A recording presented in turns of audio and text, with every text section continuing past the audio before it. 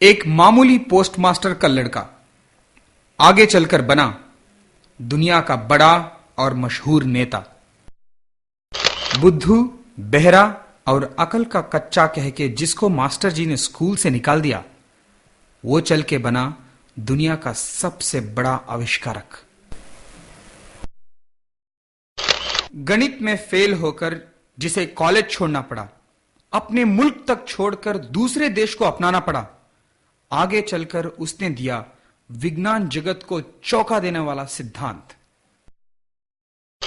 पैदाइशी अंधी, बहरी और गूंगी, वो भी एक लड़की, आगे जाकर बनी अपने ही जैसे लोगों की आशा किरण। सड़क के रोशनी में जिसने अपनी पढ़ाई की, वो चल के बना भारत का इंजीनियरिंग जीनियस। योग्यता और विद्या अर्हता दोनों होने के बावजूद मेडिकल टेस्ट में फेल होके एक मामूली सा डिप्लोमा पास लड़का आगे चल के बना भारत के मिसाइल टेक्नोलॉजी का गुरु और भारत का राष्ट्रपति। ये सब महान व्यक्ति अगर अपने मुश्किलों और परेशानियों से डर के मुकर जाते तो साधारण ही रह जाते, लेकिन इनमें उनकी मुश्किलों से सामना करने की हिम्मत थी, इसीलिए ये चल के बने असाधारण व्यक्ति। इन लोगों का रहस्य क्या है? रहस्य कुछ भी नहीं है, बहुत ही आसान है। इन सभी ने अपना भविष्य खुद निर्माण किया। अपने मूर्ति के वे खुद शिल्पी बने। बच्चों, अब हमारे आगे सवाल यह है, हमारे अंदर जो पत्थर है उसे एक सुंदर मूर्ति में कैसे बदलें? हमारे भविष्य के उन्नति का कारण हम खुद कैसे बने? उत्तर आपके अंदर ही है। उत्तर आपके अंदर ही है। आइए मिलके खोजें।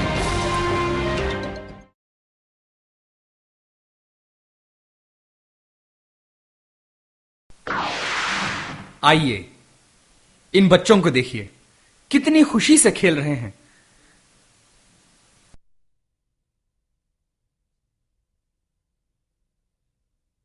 अरे इन बच्चियों को देखिए, बिल्कुल तितलियों के माफिक, है ना? क्यों भाई, तुम्हें नहीं खेलना इनके साथ? खेलने के लिए और मैं खेलने गया तो पूरा टाइम वेस्ट हो जाएगा। ये तो ऐसा कह रहा है, लेकिन इसके साथ पढ़ने वाले और टीचर कुछ और ही कहते हैं।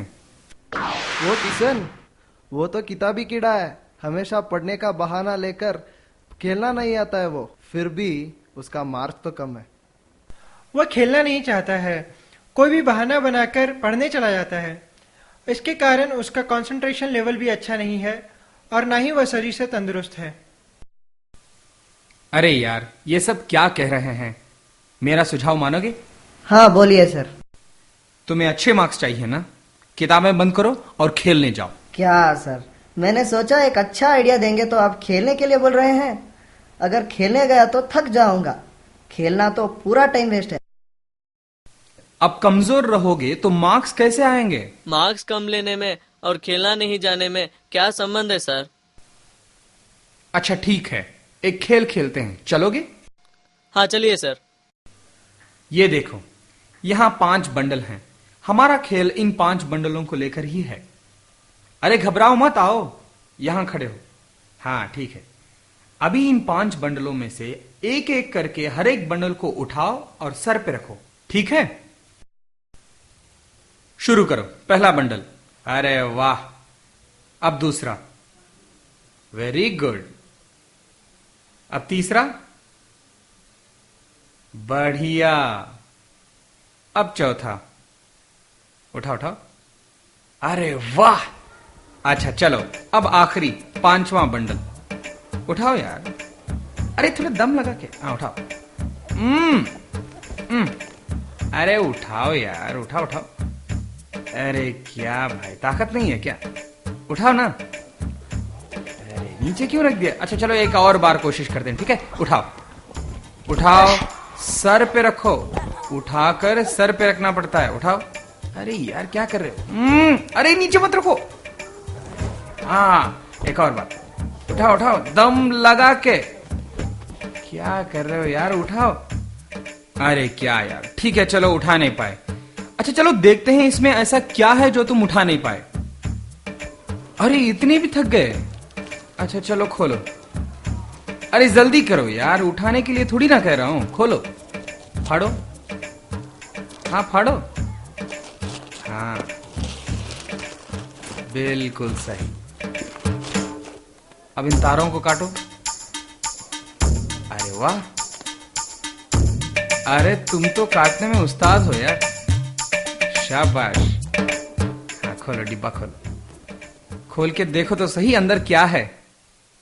ये तो मेरे पढ़ाई की किताबें हैं। इन्हें उठा नहीं पाए तुम? नहीं सका। अरे झुंगूर पहलवान, जब तुम्हारे अपने किताबों को तुम उठा के सर पे नहीं रख सके तो इन किताबों के अंदर जो है ये तुम्हारे भेजे में कैसे चढ़ेंगे? आई बात समझ में? मैं खेलना चाहता हूँ सर, मगर मेरे कोई फ्रेंड्स नहीं है। अगर मैं खेलने गया तो भी कोई मुझे शामिल नहीं करता। कि मैं क्या करूँ सर? आज तक एक बार भी वो हमारे साथ खेलना नहीं आया है, तो हमें कैसे पता चलेगी कि उसे क्या पसंद है क्या नहीं, वो हमसे खेलना चाहता है या नहीं। अब समझे? इसीलिए तुम्हारा कोई दोस्त भी नहीं है और तुम्हारे साथ कोई खेलना भी नहीं चाहता। आप सब में भी इन भाई साहब जैसे बहुत सारे हैं। मेरी बात मानिए, ये गलत है और ऐसा बिल्कुल ही मत कीजिए। मैं हर एक से यही एक प्रश्न करता हूं, क्या तुम बलवान हो? क्या तुम्हें बल प्राप्त होता है? यह एक बड़ा सत्य है कि बल ही जीवन है और दुर्बलता ही मरण। यह आपसे मेरी चुनौती है कि फुटबॉल खेलने से आप गीता को बेहतर समझ सकते हैं। बल ही अनंत सत्य है, चिरंतन और शाश्वत जीवन है और दुर्बलता ही मृत्यु। दिल लगा के खेलिए, मन लगा के काम कीजिए, तंदुरुस्त बनिए, तब जाके आपके दोस्त बनेंगे, आप स्वस्थ भी रहेंगे, दोस्त आप पे विश्वास भी करेंगे। हर मुश्किल का सामना करने की हिम्मत और ताकत एक तंदुरुस्त अंग और एक चुस्त दिमाग ही दे सकता है।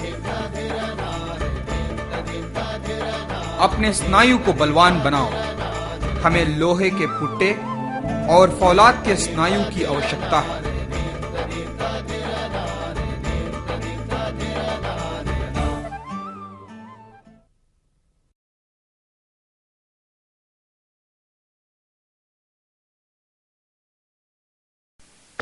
अब आप पर्दे पे 4 लड़कों को देखेंगे।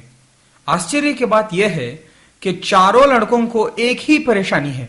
मास्टर जी क्लास में जो भी कहते हैं वो याद में नहीं रहता। मैं रोज 5 घंटा पढ़ता हूँ, सुबह 2 घंटा, शाम में 2 घंटा और पूरे रात तक पढ़ता हूँ, फिर भी मुझे याद में नहीं रहता है। एग्जाम के पिछले दिन मैं तो खूब तैयारी की थी, पर जब क्वेश्चन पेपर देखा तब सब भूल गया।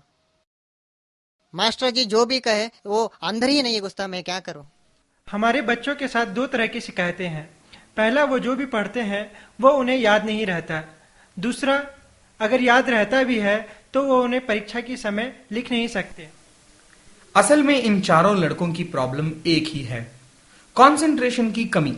लेकिन ये कंसंट्रेशन किस चिड़िया का नाम है? आइए जानने के लिए खेलते हैं एक खेल। तुम ही हो ना दिन में 5 घंटे पढ़ने वाले, फिर भी कुछ याद नहीं रहता? आओ एक खेल खेलते हैं, लेकिन खेलने के पहले उसके नियम जान लें। वो चौक पीस उठाओ, अभी आपके मास्टर जी आएंगे। आइए मास्टर जी। हाँ, अभी मास्टर जी उनके पर्चे में से 20 पद पढ़ के बोलेंगे। तुम पहले संख्या लिखो, उसके बाद में पद। ठीक है? आसान है ना? शुरू कीजिए मास्टर जी। 1 बस्ता, 2 कलम,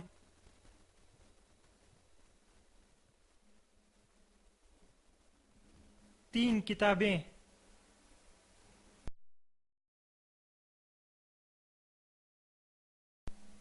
6 गेंद, 7 घड़ी,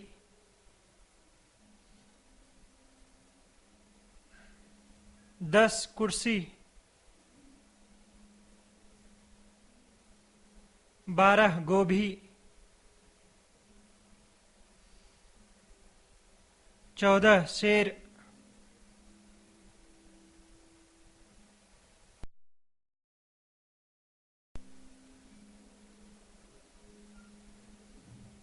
18 आकाश, 19 नारायणपुर,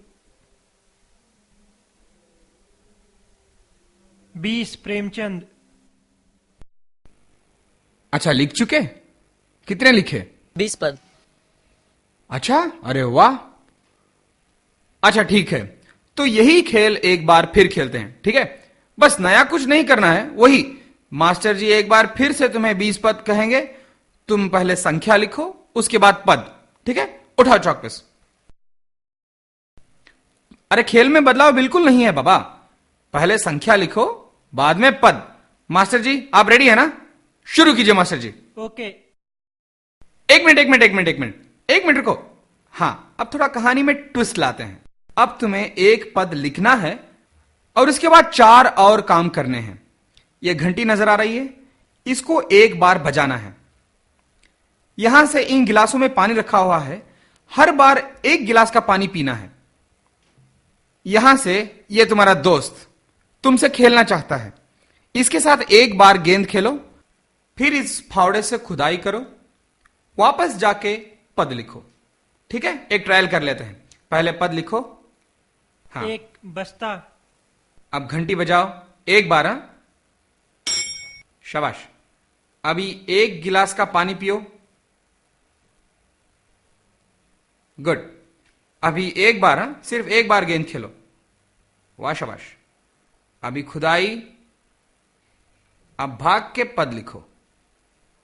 शाबाश। समझ गए ना? लेकिन हमारे खेल में एक और रूल भी है।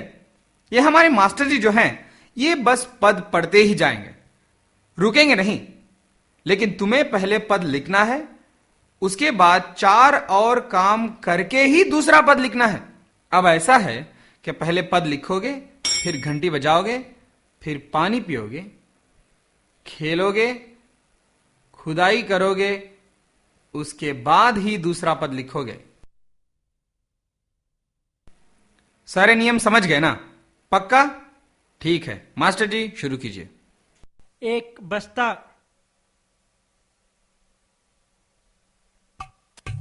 2 मास्टर जी, 3 मैदान,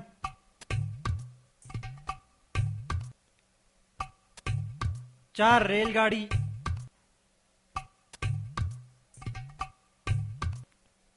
5 जलेबी, 6 दुकान, 7 खिलौना,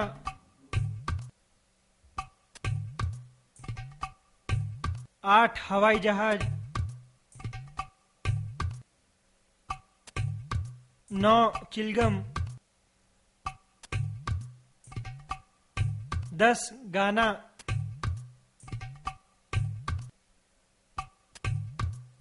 11 कपड़े,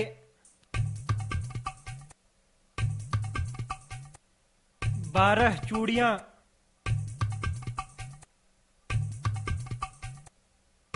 13 कड़वा चौथ, 14 हरा, 15 जूते, 16 राखी, 17 हल,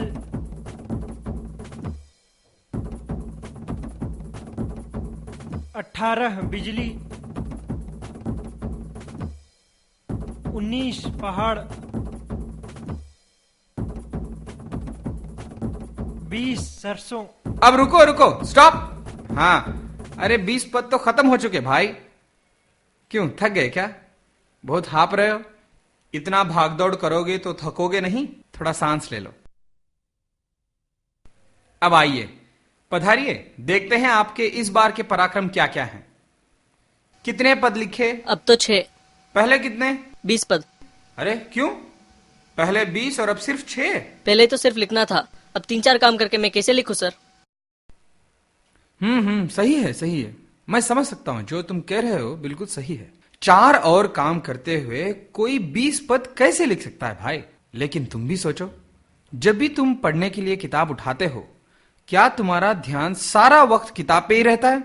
सोचो, हाथ में किताब पकड़े हुए तुम क्या कुछ नहीं सोचते, ये बकवास क्लास कब खत्म होगी, ये घंटी कब बजेगी।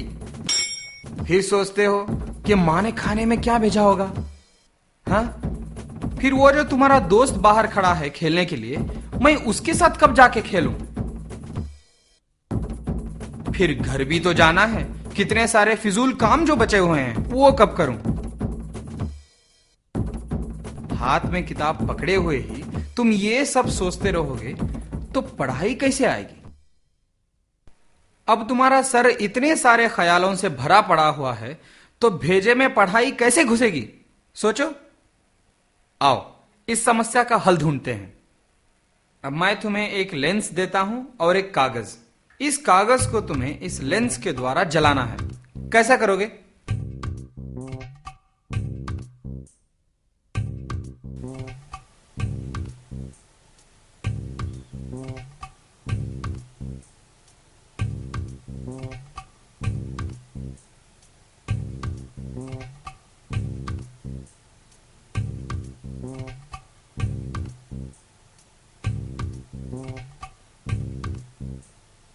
अरे वाह, लेंस के द्वारा कागज को जला दिया। बड़े ही समझदार लड़के हो यार तुम। हैं? जादू? अरे हमें भी तो बताओ, ये जादू तुमने कैसे किया? बोलो यार। सर ये तो मैजिक नहीं, कुछ भी नहीं सर। ये जो सूरज की रोशनी है ना, सभी जगह बिखरा रहता है। जब आप लेंस पकड़ के सभी रोशनी को एक ही जगह आने के लिए लेंस पकड़ेंगे सर, तो आग लग जाती है सर। यही है सर, कुछ भी नहीं। बिल्कुल सही, यही तो है तुम्हारे समस्या का हल। बिखरे हुए किरणों को जब तुमने एक बिंदु पे लाया तो शुरू हुई आंच। अब जब बिखरे हुए मन को तुम एक बिंदु पे लाओगे तब जाके मिलेगी एकाग्रता, माने कंसंट्रेशन। मन की शक्तियों को एकाग्र करने के सिवा अन्य किस तरह संसार में ये समस्त ज्ञान उपलब्ध हुए हैं? यदि प्रकृति के द्वार पर आघात करना मालूम हो गया, उस पर कैसे धक्का देना चाहिए ये ज्ञान हो गया, तो बस प्रकृति अपना सारा रहस्य खोल देती है। उस आघात की शक्ति और तीव्रता एकाग्रता से ही आती है। मानव मन की शक्ति की कोई सीमा नहीं। वह जितना ही एकाग्र होता है उतनी ही उसकी शक्ति एक लक्ष्य पर आती है। बस यही रहस्य है।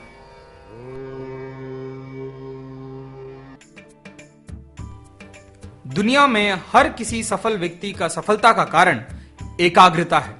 आप किसी को भी ले लीजिए, योगी या साधक या कोई सक्सेसफुल बिजनेसमैन या कोई विज्ञानी या फिर आपका प्रिय खिलाड़ी ही क्यों ना हो, इन सभी के सफलता का कारण एकाग्रता ही है, माने कंसंट्रेशन।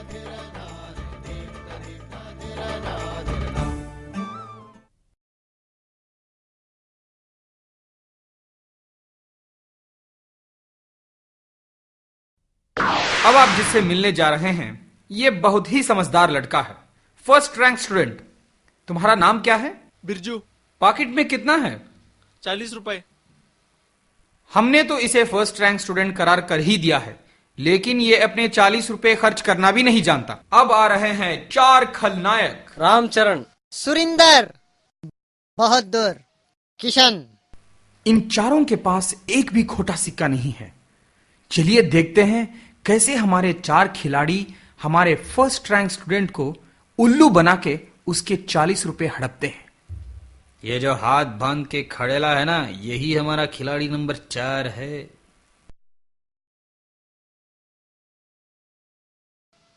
यार मत बताओ यार। पता नहीं था क्या? तो फिर भी क्यों पैसा लाया? हाँ, अगर मास्टर जी को पता लगा तो सब पैसा चला जाएगा।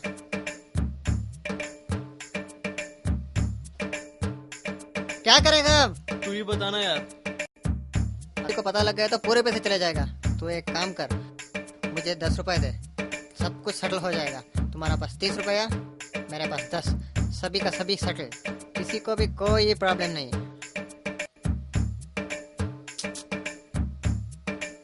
ले ले यार। चले? हाँ। पहना गए ना टोपी। अब आ रहे हैं खिलाड़ी नंबर 3। अब मैं क्या करूंगा पता है?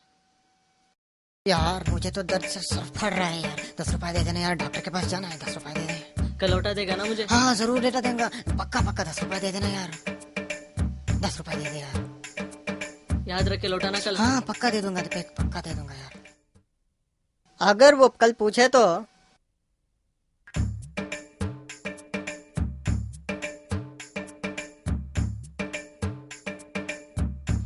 यार मेरे 10 रुपए ला। कौन सा 10 रुपए? मुझे तो किसी ने भी पैसा नहीं दिया। मुझे कल तो लिया पता ना? है। कल सर दर्द बोला। नहीं नहीं, मुझे तो किसी ने नहीं दिया ए, पैसा। ए, ला पता ना। नहीं, मुझे पता नहीं, 10 रुपए किसी ने दिया यार। खिलाड़ी नंबर 2। मेरा तो स्टाइल ही अलग है यार। किसी ने बताया कि तुम्हारे पास 10 रुपए है? हाँ दिखाओ देखे। देख। शाबाश है। उस पेड़ पे क्या है? हाँ उसके ऊपर ऊपर ऊपर देखो, ऊपर देखो, ऊपर देखो, मुझे तो नहीं दिख रहा। देखो देखो, उधर ही देखो। कहाँ? ए अब बारी है खिलाड़ी नंबर 1। पूछा तो नहीं देगा, अपन ऐसा करेगा। मुझे 10 रुपए चाहिए, ये तो 50 रुपए की पेन है, तुम्हारा लिए 10 रुपए पैसे दे। किशन तो 40 देने को तैयार था, लेकिन तू मेरे बेस्ट फ्रेंड है इसलिए उसे नहीं दिया। 10 रुपए दे, ये पेन ले। दे दे यार, क्या सोच रहा है? देना यार। थैंक्स यार, लेकिन पेन देखो। अरे ये क्या, पेन का निब ही नहीं है। देखा आपने, इसके पास पैसे थे लेकिन ये खर्च करना नहीं जानता था। इसकी सबसे बड़ी गलती ये थी कि ये सभी के बातों को मान बैठा बिना जांच पड़ताल किए हुए। ठीक इसी तरह आपकी जिंदगी में भी लोग आएंगे बुरी आदतों में डालने के लिए, बुरी सोहबतों में ढकेलने के लिए। वे आपको धोखा देंगे, डरा धमकाएंगे या फिर आपको प्रशंसा करेंगे। किसी ना किसी तरह आपको उल्लू बनाने की हर कोशिश करेंगे। ठीक अपने किशन की तरह हमारे नरेन को भी किसी ने डरा धमकाने की कोशिश की थी। एक मिनट, आप अपने नरेन को तो पहचानते ही हैं ना? हमारे स्वामी विवेकानंद जी को बचपन में नरेन कहा करते थे। ये देखिए, ये जो दादाजी लेटे हुए हैं, इनके घर में एक बड़ा सा पेड़ हुआ करता था, जहां नरेन और उसके साथी हर रोज बंदर बंदर खेलने आया करते थे। इतना शोर मचाया करते थे कि दादाजी की नींद हराम हो गई थी। प्रमोद इधर आओ जल्दी। दादाजी इनको रोकने की लाख कोशिश कर चुके थे। हेलो काली। इनको मना किया, माता पिता से भी शिकायत की, लेकिन बच्चे तो मानने से रहे। आज भी ये बंदर खेलने आए हुए हैं। एक बार फिर हमारे दादाजी की दोपहर की नींद मुश्किल हो गई है। चलिए देखते हैं इस बार दादाजी क्या करते हैं। ए नरेन, ए प्रमोद, ए नरेन, ए प्रमोद। ये कैसे बच्चा है? जल्दी जल्दी करो, घूमो, 3 बार चक्कर लगा करके आओ। बाबू बाबू 3 चक्कर लगा करके आओ, मैं तुम्हें देख रहा हूँ। बाबू नहीं, बेईमानी मत करना, मैं सब कुछ देख रहा हूँ तुम्हें। पैर छुओ आ करके जल्दी। ए बाबूराम, इधर आओ। स्कूल तो खत्म हो गई दादाजी। करने के लिए कोई काम नहीं है क्या? आज स्कूल जल्दी खत्म हो गया, घर में पूछने वाला कोई नहीं है? स्कूल तो जल्दी खत्म हो गए दादाजी, इसलिए हम खेलने आए हैं। स्कूल खत्म हो गया तो और कोई काम नहीं? हमारी तो पढ़ाई खत्म हो गई दादाजी, इसलिए हम लोग खेलने आए हैं। सारी पढ़ाई हो गई तो 16 का पहाड़ा बोलो। 16 एकम 16, 16 दुनी, 16 दुनी। अच्छा पंडित जी, जरा आप बोलिए, देखे।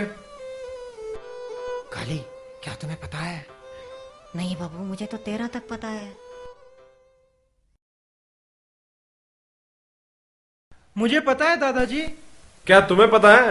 बताओ तो देखे। 16 एकम 16, 16 दूनी 32, 16 तिया 48, 16 छक्के 64, 16 पंचे 80, 9 छक्के कितना बताओ। 54, 18 अट्टी 144, 16 चकम 96, जियोग्राफी का स्पेलिंग क्या है। GEOGRAPHY। तुम्हारा नाम क्या है। काली। अच्छा तुम बताओ, अमेरिका की खोज किसने की।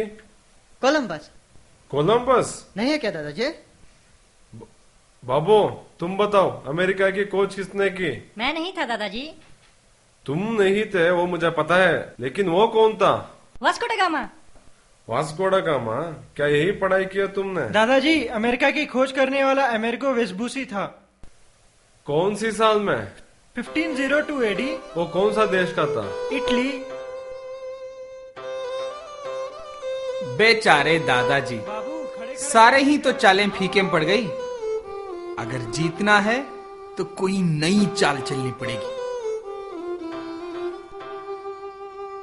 बाबू जरा आओ आओ। क्या दादाजी? क्या तुम्हें पता नहीं इस पेड़ में क्या है। क्या है? क्या तुम्हें अभी तक किसी ने नहीं बताया। पेड़ में क्या है? सचमुच किसी ने नहीं बताया तो जा बेटा जा। दादाजी उस पेड़ के ऊपर क्या है? जब किसी ने नहीं बताया तो मैं कैसे बताऊं। जाओ खेलो। दादाजी इस पेड़ के ऊपर क्या है बताइए ना। वहाँ बेटा है ना ब्रह्म राक्षस, क्या तुम देख सकते हो। नहीं दादाजी। उसका मतलब। कितने होशियार हो। अमेरिका की खोज किसने की है तुम्हें पता है, लेकिन ब्रह्म राक्षस कौन है पता नहीं। नहीं मुझे पता है, राक्षस इतना बड़ा रहता है और उसका बड़े बड़े दांत, लंबे लंबे सींग होते हैं। अगर कोई ने भी उसके घर के पास आके हल्ला गुल्ला की तो वो खा जाता है। क्या मैं सही था दादाजी? वो तो राक्षस है, लेकिन ये ब्रह्म राक्षस है। अगर किसी ने भी इस पेड़ पर चढ़कर बदमाशी की तो ब्रह्म राक्षस नीचे उतार के झट से पकड़कर खा जाता है। क्या तुम सुन रहे हो। गुस्स करके एक आवाज सुन रहे हो। हाँ सुनाई दे रहा है। मुझे तो कुछ भी नहीं सुनाई दे रहा है। अब तुम्हें पता हो गया ना, यहाँ एक ब्रह्म राक्षस है। नीचे उतरो और भागो, वरना वो तुम्हें खा जाएगा। चलो चलो भागो भागो। तुम क्यों बैठे हो। क्या तुम ब्रह्म राक्षस के हाथों मरना चाहते हो। नरेन, अगर ब्रह्म राक्षस आ गया तो हम लोगों को खा जाएगा। मुझे तो बहुत डर लग रहा है। आओ चले। कुछ भी नहीं होगा, तुम परेशान क्यों होते हो। नरेन तुम्हारे हो कि नहीं? नहीं तो मैं तुम्हारी माँ को जाके बोल दूंगा। मुझे तो डर के मारे बहुत रोना आ रहा है। अच्छा ठीक है, चलो चलो रोना मत। देखो बच्चों, तुम लोगों के यहाँ खेलने पर मुझे कोई एतराज नहीं, लेकिन ब्रह्म राक्षस है ना, अगर उसे गुस्सा आ जाए तो वो तुम्हें खा जाएगा। इसलिए मैं कहता हूँ यहाँ कभी मत आना। इतनी अकल खर्च करने के बाद दादाजी के जान में जान आई। अब ना कोई परेशानी और चैन की नींद।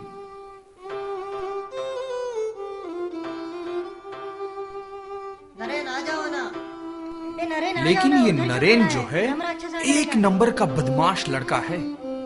अपने सारे दोस्त चले गए, दादाजी भी आराम से सो गए, लेकिन ये वापस आकर पेड़ चढ़कर बैठ रहा है। अभी कहीं दादाजी का बताया हुआ ब्रह्म राक्षस आ गया तो ये लड़का क्या करेगा।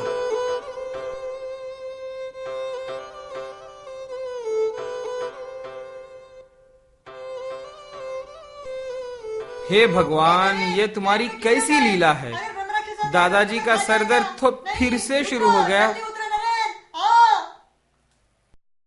नरेन, पेड़ के पास क्यों गए? दादाजी ने हमें सख्त मना किया था। ब्रह्म राक्षस अगर आ गया तो हमें खा जाएगा। आ जाओ ना, आ जाओ ना। बाबू इतने दिनों से हम लोग यहाँ पर खेल रहे हैं, आज तक हमने ब्रह्म राक्षस नहीं देखा। अचानक उन्हें कैसे दिखाई दे गया। जा रे। लेकिन दादाजी ने कहा है ना कि उन्होंने ब्रह्म राक्षस देखा है। उन्होंने देखा है तो क्या तुमने देखा है? वो जो कुछ भी कहेंगे तुम मान लोगे? मैंने तो ब्रह्म राक्षस की कोई आवाज नहीं सुनी। अगर दादाजी के अनुसार यहाँ पर ब्रह्म राक्षस है तो उसे आने दो, मैं उसके साथ खेलूंगा। बिना देखे किसी भी चीज पर विश्वास मत करो। इसलिए मत मानो कि पुराने ग्रंथों में लिखा हुआ है, या फिर आपके पूर्वजों ने इसको दोहराया है, या फिर आपके मित्र चाहते हैं कि आप इसको माने। सत्य की खोज खुद करो, खुद समझो, दुर्बल और कमजोर लोग सत्य के दर्शन कभी नहीं कर सकते। मैं बार बार कह रहा हूं, मेरे बातों को गांठ बांधिए। आपके भविष्य के विधाता आप खुद हैं। आपका विवेक खुद बताएगा कि जो आप कर रहे हैं वो सही है या गलत। Test for yourself. आप खुद परीक्षा कीजिए। अगर आपको लगता है कि वो सही है, तभी जाके कीजिए। विवेक रहित अक्लमंदी और अच्छेपन से कोई फायदा नहीं है।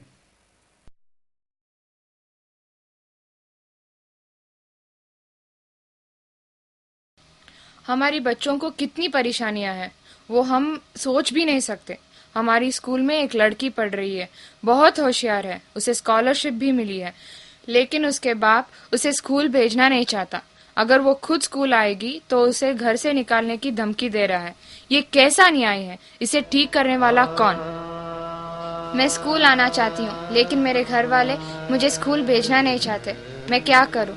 क्या स्कूल आना गलत बात है? मैं आपको एक कठिन सत्य बताना चाहता हूं। यह जरूरी नहीं है कि आप जब भी एक अच्छा काम करें, आपको उसका सिला भी अच्छा ही मिले। आपकी निंदा करने के लिए, आपको बुरा भला कहने के लिए लोग हमेशा ही से तैयार रहते हैं। लेकिन इनके बातों को दिल पे लेकर आप अपने आप पे विश्वास मत खोइए। अपने आप पे शक करना गलत बात है। अब हमारे नरेन की कहानी को ही देखिए। अब ये तो हम सब जानते ही हैं कि नरेन बड़ा ही बदमाश है, लेकिन साथ ही साथ ये बड़ा होशियार भी है और उसके क्लास में मशहूर भी। इस लोकप्रियता के कारण इनके ज्योग्राफी टीचर नरेन से जलते थे।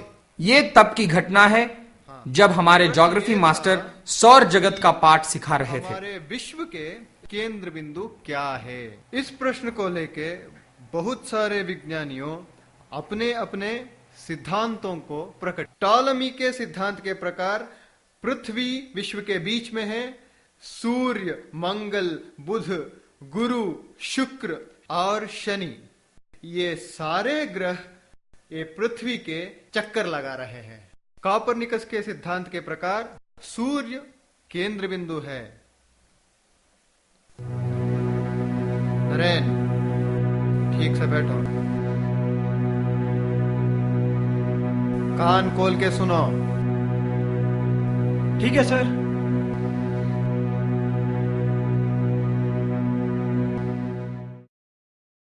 कॉपरनिकस के सिद्धांत के प्रकार सूर्य केंद्र बिंदु है और ये सारे जो ग्रह है, पृथ्वी, मंगल, बुध, गुरु, शुक्र और शनि, ये सारे ग्रह इसके चक्कर चला रहे हैं। इन दोनों विज्ञानियों के जीवन पर कुछ नजर। ये टॉलमी है ना, टॉलमी ग्रीक देश का है।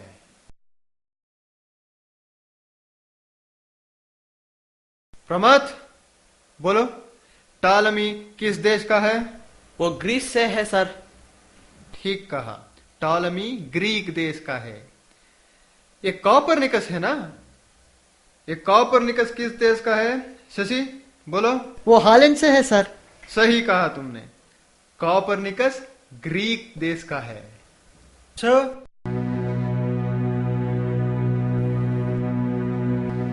सर क्या है? हाँ सर, वो कॉपरनिकस हॉलैंड। उठ नहीं सकते हो क्या? पहले उठो, उठो। सवाल पूछने की यही तरीका है क्या? प्रश्न पूछने के ढंग है? उठो, उठो पहले। हाँ, अब पूछो। सर, शशि कह रहा है कॉपरनिकस हॉलैंड का है। सर, आप ही ने तो बताया ना सर। हाँ, कॉपरनिकस का देश हॉलैंड है। तुम्हें क्या परेशानी है? सर, कॉपरनिकस हॉलैंड देश का नहीं है सर। तुम बैठ जाओ, बैठ जाओ, बैठ जाओ, आराम से बैठो, आराम से। कॉपरनिकस के सिद्धांत के प्रकार अभी तक बैठे नहीं क्या? परेशानी क्या है? सर, कॉपरनिकस हॉलैंड का नहीं है सर। अगर कॉपरनिकस हॉलैंड के नहीं तो किस देश का है? तुम्हें पता है क्या? बताओ। सर, कॉपरनिकस हॉलैंड का नहीं बल्कि पोलैंड देश का है। तुम अपने किताबें छोड़ के दूसरे किताबें पढ़ने की दिखावट करने की कोई जरूरत नहीं। तुम होशियार हो, ये सबको पता है। तुम बैठो। मैं किसी को दिखाना नहीं चाहता था सर। आपने जो कुछ भी कहा वो गलत था। कोपरनिकस हॉलैंड देश का नहीं बल्कि पोलैंड का है। मैं इतना ही कहना चाहता था, बस। धन्यवाद सर।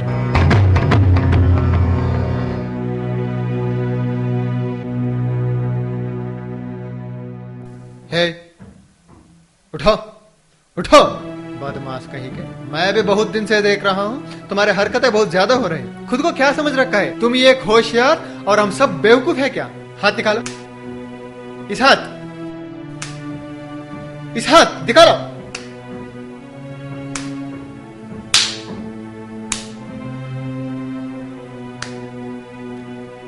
ठीक से दिखाओ।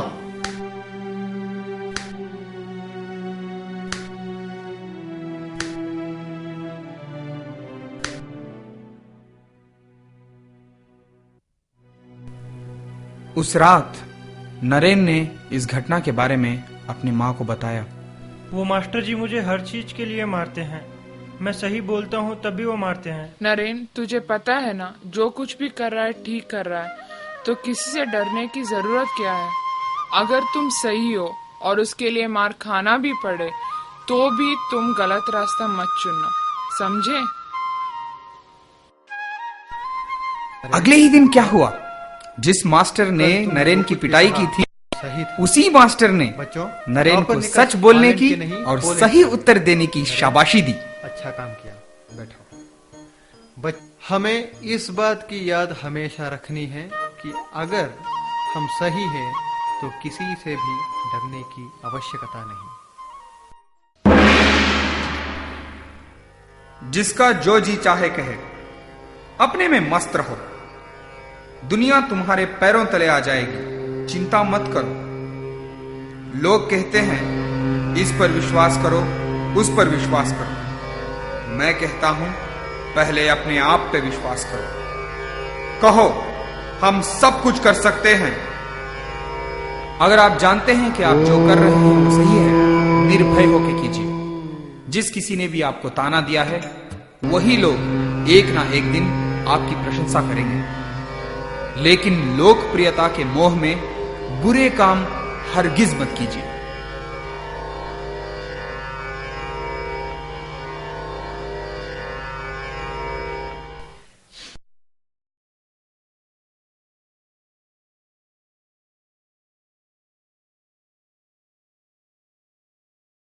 देखिए, हम बहुत आसानी से कह देते हैं कि बच्चों को पढ़ाई में मन नहीं लगता और इसलिए वे स्कूल नहीं आते, लेकिन हम जमीनी सच्चाई कभी नहीं जानते।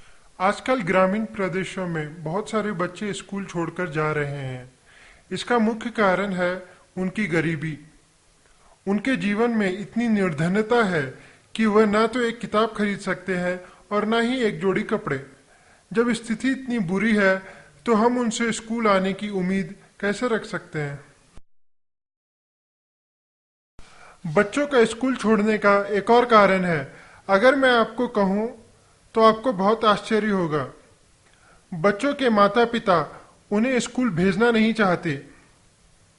वे सोचते हैं कि स्कूल भेजने से अच्छा है कि वे अपने बच्चों को काम करने भेजें, जिससे हर रोज घर में 10-15 रुपए भी मिले तो काफी है।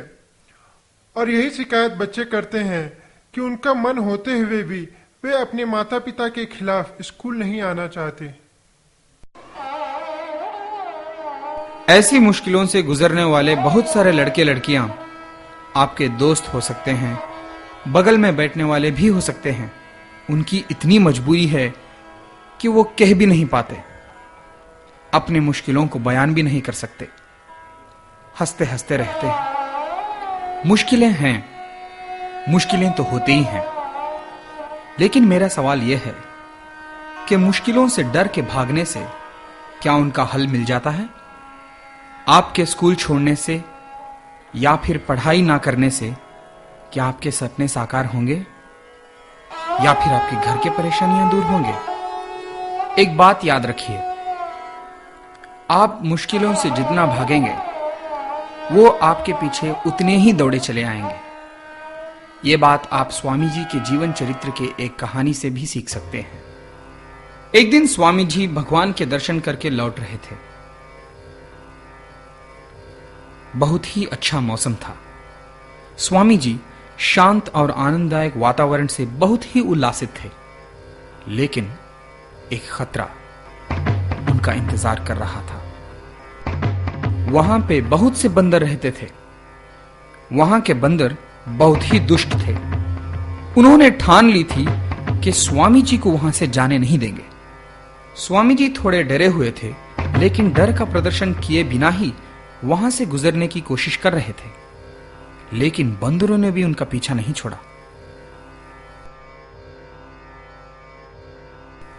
एक अनजाना प्रदेश और एक अनजाना क्षेत्र और इतनी बड़ी और क्रूर वानर सेना। स्वामी जी इन बंदरों से बचने की कोशिश कर ही रहे थे। किसी भी हाल में इन बंदरों से मुक्ति पाने की सोच ही रहे थे। जैसे भी हो इन बंदरों से बचने का कोई ना कोई उपाय ढूंढ ही रहे थे, लेकिन लगता है कि बंदरों ने भी स्वामी जी का मन पढ़ लिया था। बंदर जान गए थे कि स्वामी जी डरे हुए थे। वो उनका पीछा करते रहे। अब तो स्वामी जी कुछ ज्यादा ही डरे हुए थे। वो ये नहीं समझ पाए कि ये बंदर है कि बंदर के रूप में कोई राक्षस। डर के मारे वो ये भी भूल गए कि उनके हाथ में एक डंडा था और वो डंडे का इस्तेमाल कर सकते थे। वो डर गए। भयभीत होकर स्वामी जी भागने लगे, दौड़ने लगे और चिल्लाने लगे कि बचाओ, मेरी रक्षा करो। तभी एक वृद्ध वहां से बोला, रुको, दौड़ो मत और बंदरों का सामना करो। उस वृद्ध के बातों का स्वामी जी पे क्या परिणाम हुआ, आइए उन्हीं से सुनते हैं। उस वृद्ध के बातें सुनकर मेरे मन में एक नई शक्ति जागृत हुई। मैं भी जैसे ही उलटकर उनके सामने खड़ा हुआ, वैसे ही वे पीछे हटकर भाग गए।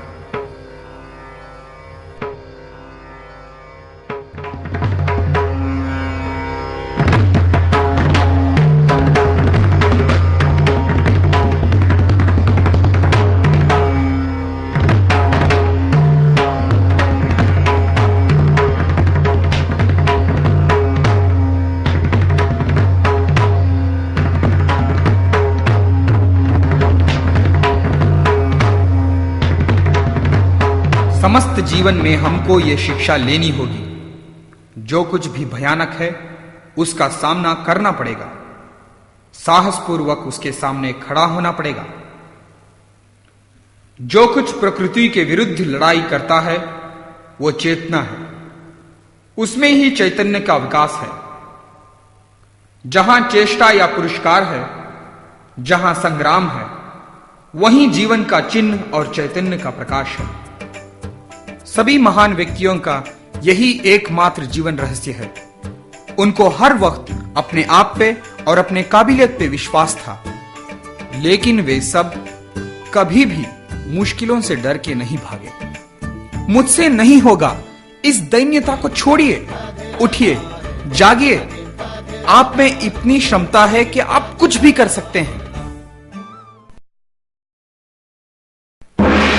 अध्यवसायशील साधक कहता है, मैं चुल्लू से समुद्र पी जाऊंगा, मेरी इच्छा मात्र से पर्वत चूर चूर हो जाएगा। इस प्रकार का उत्साह, इस प्रकार का दृढ़ संकल्प लेकर कठोर साधना करो। विश्वास, विश्वास, विश्वास, अपने आप पर विश्वास, परमात्मा के ऊपर विश्वास, यही उन्नति करने का एकमात्र उपाय है। सभी महान व्यक्तियों का यही एकमात्र जीवन रहस्य है। A sound mind in a sound body। अपने तन को बलिष्ठ बनाइए। एकाग्रता ही उन्नति का एकमात्र रहस्य है। खुद परीक्षा करो, सत्य का खोज खुद करो, सदा सच कहो, क्योंकि अंत में सत्य की ही जीत होती है। अपने आप पे विश्वास, परमात्मा पे विश्वास, मुश्किलों का सामना, यही उन्नति का एकमात्र मार्ग है। इसकी आदत डालने के लिए आप अपना एक टाइम टेबल बनाइए, क्योंकि कठिन परिश्रम से ही यह प्राप्त हो सकता है। पहला, हर रोज सुबह शाम तकरीबन आधा घंटा व्यायाम, योग और खेल कूद में समय बिताइए। इससे आपका तन और मन तंदुरुस्त रहेगा। जब आप स्वस्थ रहेंगे तभी कुछ साधना कर सकेंगे।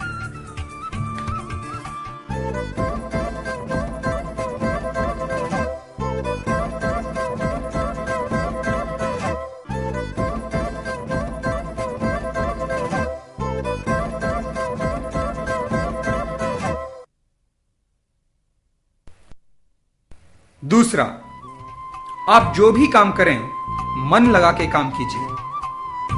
वो आपका काम हो सकता है या किसी और का। छोटा काम हो सकता है, बड़ा भी हो सकता है। श्रद्धा से काम कीजिए। काम करने से आपको अपने आप पे विश्वास बढ़ेगा।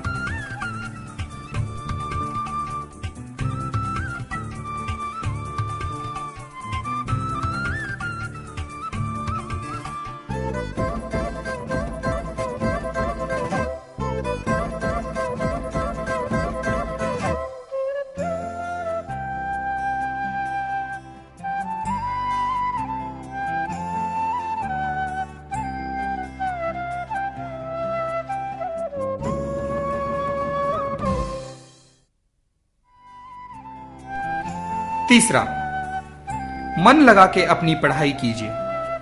याद है ना, कंसंट्रेशन कितनी बड़ी बात है। साथ ही हर रोज न्यूज़पेपर पढ़िए। ये आपके सामान्य ज्ञान को बढ़ाएगा। सबसे जरूरी, हर रोज 10 मिनट किसी महान व्यक्ति के बारे में और उनकी विचारधारा के बारे में पढ़िए। आपके मुश्किलों और परेशानियों के समय ये काम आएगा। थिंक बिग, बड़ा सोचिए। चौथा और सबसे महत्वपूर्ण, प्रार्थना और ध्यान। इन दोनों का अर्थ इतना ही है, अपने आप को समझने की कोशिश। इससे आप अपने मुश्किलों और परेशानियों का हल खुद ढूंढ सकते हैं। रोज सुबह शाम 10 मिनट ध्यान करने की कोशिश कीजिए।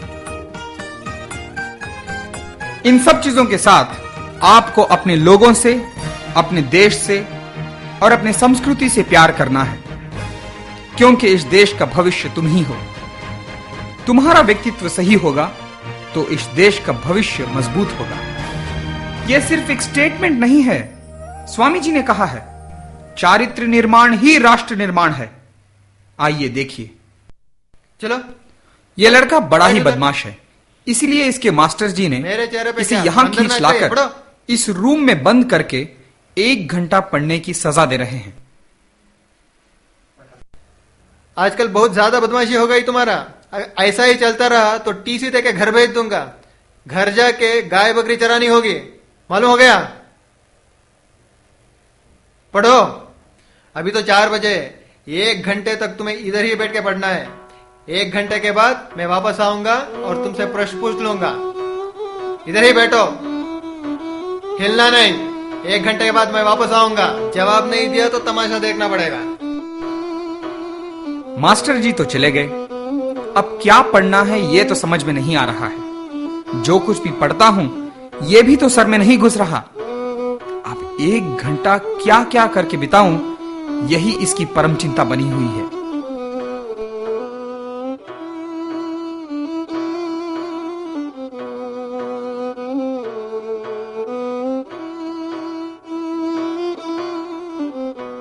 देखिए क्या क्या कर रहा है, मानो तो सर्कस कर रहा है। 1 घंटा कितना बड़ा काल होता है, अब जाके इसके समझ में आई है।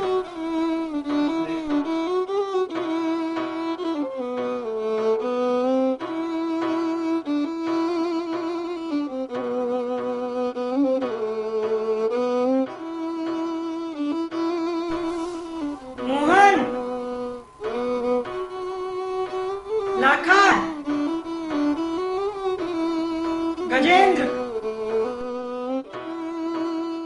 अब पढ़ाई तो ये करने से रहा, 1 घंटा कैसे बिताऊं ये सोच रहा है। क्यों ना एक खेल खेला जाए। 2 कागज मिले हैं इसको। पहले को तो इसने फाड़ के रॉकेट बना लिया। अब दुर्भाग्य की बात है कि ये जानता नहीं है कि दूसरा कागज हमारे देश का नक्शा है। अब इसको भी ये फाड़ के रॉकेट बनाने वाला है। हे मां भारती, तुम धन्य हो।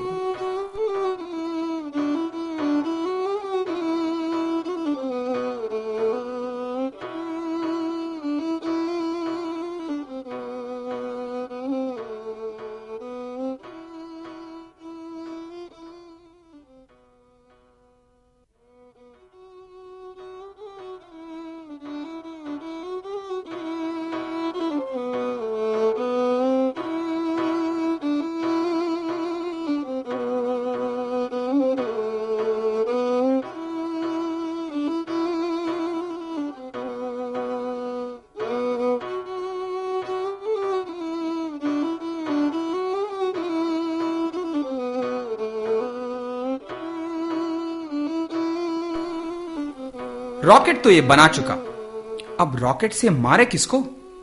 अब किसी और को मारेगा तो मास्टर जी से डांट पड़ेगी, इसीलिए एक निशाना बना रहा है। अब देखिए मजा, वापस आके फेंकने वाला है सारे अस्त्रों को निशाने की ओर, ब्रह्मास्त्र, सर्पास्त्र और इंद्रास्त्र। जय हनुमान, जय हनुमान, जय हनुमान। वाह वाह, क्या निशाना है! पहला अस्त्र तो निशाने को लगने के पहले ही गिर गया। अब दूसरी रॉकेट फेंकने की तैयारी। 1 2। अरे बाप रे, ये मास्टर जी कहां से टपक पड़े? वो भी हाथों में रॉकेट पकड़ा हुआ है। तब खेल रहे हैं? रॉकेट बना के खेल रहा है? क्या है? Map, Indian map. Indian map ही मिला था क्या रॉकेट बनाने के लिए? रॉकेट बनाने के लिए भारत का मैप मिला था क्या? क्या इसलिए मैं तुम्हें यहाँ छोड़ के गया था ताकि तुम रॉकेट बनाओ और इसे खेलो? हाँ, क्या कर रहे थे? उठाओ उठाओ, धीरे धीरे कर रहा है, जल्दी कर। 10 मिनट तुम्हें देता हूं, उसके अंदर अंदर मैप जैसा था वैसा ही करना है। अगर नहीं किया तो खूब मारूंगा। धीरे धीरे क्या कर रहा है? उठाओ, सब कुछ उठाओ, जल्दी जल्दी करो। 10 मिनट देता हूं, उसके अंदर सब कुछ ठीक होना चाहिए। हे भगवान, ये कैसी दर्द भरी कहानी है। अगर मैप ठीक नहीं अब इस बेचारे को क्या मालूम कि जम्मू कश्मीर के बगल में है या कन्याकुमारी के बगल में। 10 मिनट खत्म, मास्टर जी वापस लौटे। अब भगवान ही बचाए इसको। लेके खेल रहे थे ना? दिखाओ दिखाओ। अरे ठीक हो गया। बताओ कैसे किया? बताओ, मैप ठीक कैसे किया? बताओ, मैं नहीं मारूंगा, बताओ। सर, मैंने ऐसे किया कि आपके जाने के बाद मुझे कुछ भी नहीं पता चला सर।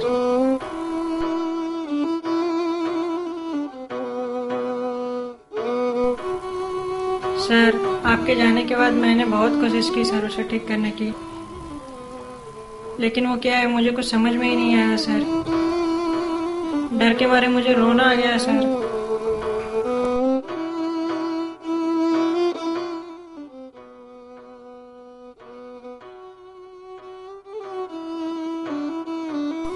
सर, मैंने उन टुकड़ों को देखा तो उसमें मुझे एक सर दिखाई दिया,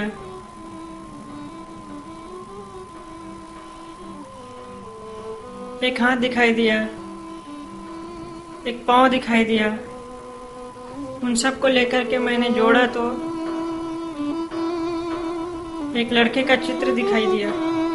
जब मैंने उसे उल्टा किया तो कुछ ऐसा बन गया सर। मुझे और कुछ भी पता नहीं सर।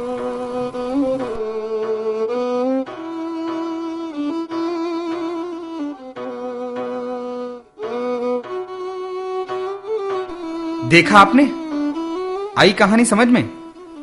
इसी तरह दुनिया के महान व्यक्तियों ने अपनी खुद की उन्नति से देश का नाम भी रोशन किया। अब तुम्हें बस इतना समझना है, मूर्ति भी तुम हो, शिल्पी भी तुम ही हो, अपने भविष्य के निर्माता तुम खुद हो। अपने चारित्र निर्माण के लिए तुम्हें खुद मेहनत करनी पड़ेगी, और मैं कह रहा हूं ये तुमसे होकर रहेगा। ये करने की ताकत तुम में है। तुम ही भारत की भविष्य हो। अगर भारत के भविष्य निर्माताओं के तन में ताकत और स्वास्थ्य हो, मन में धैर्य हो, दृढ़ संकल्प हो, अपने आप पे विश्वास हो, सत्य को खोजने की हिम्मत हो, तो भारत तो महान बन के ही रहेगा। आओ भाइयों, हम सभी लोगों को इस समय कठिन परिश्रम करना होगा। अब सोने का समय नहीं है। हमारे कार्यों पर भारत का भविष्य निर्भर है।